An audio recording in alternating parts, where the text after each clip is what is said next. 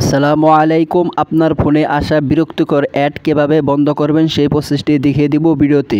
তো ভিডিওটি স্কিপ না করে শেষ অবধি দেখেন, তাহলে আপনিও পারবেন আপনার ফোনে আসা অটো অ্যাড বন্ধ করতে। তো তার জন্য চলে যাবেন সরাসরি আপনার ফোনের সেটিংসে। তো সেটিংসে আসার পর এখান থেকে নিচের দিকে আসবেন। নিচের দিকে আসলে এখান থেকে একটি অপশন দেখতে পারবেন, কানেকশন।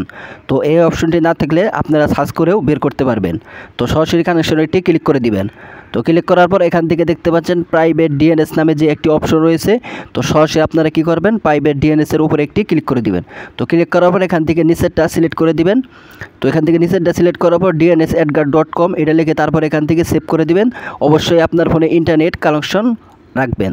তো এই ছিল প্রসেস। তো এইভাবে যদি আপনারা করতে পারেন তাহলে আপনার ফোনে বিরক্তিকর অ্যাড বা অটো অ্যাড সম্পূর্ণভাবে বন্ধ হয়ে যাবে। তো এই ছিল প্রসেস। তো ভিডিও ভালো লাগে লাইক দিবেন, চ্যানেল নতুন হয়ে থাকলে চ্যানেল সাবস্ক্রাইব করে দেবেন। ভালো থাকবেন, সুস্থ থাকবেন, সকলকে ধন্যবাদ। আসসালামু আলাইকুম।